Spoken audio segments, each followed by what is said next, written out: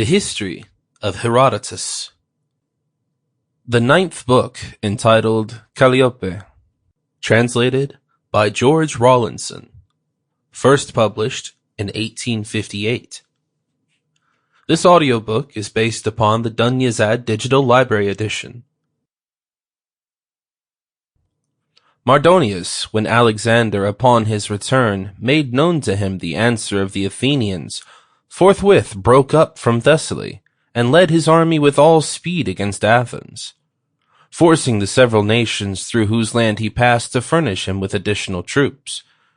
The chief men of Thessaly, far from repenting of the part which they had taken in the war hitherto, urged on the Persians to attack more earnestly than ever.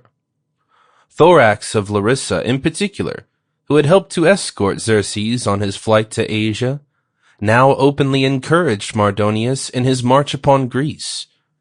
When the army reached Boeotia, the Thebans sought to induce Mardonius to make a halt.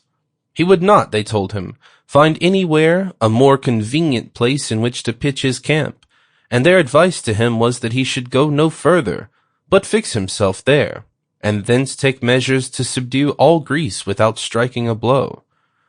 If the Greeks, who had held together hitherto, still continued united among themselves, it would be difficult for the whole world to overcome them by force of arms. But if thou wilt do as we advise, they went on to say, thou mayest easily obtain the direction of all their counsels.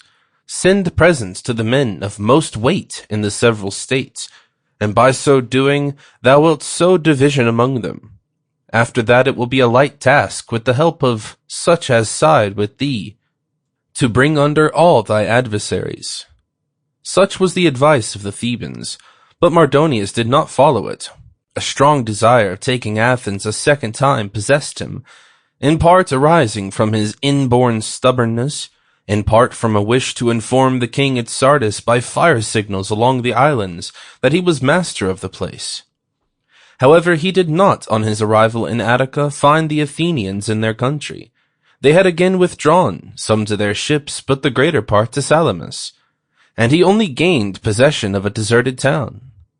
It was 10 months after the taking of the city by the king that Mardonius came against it for the second time.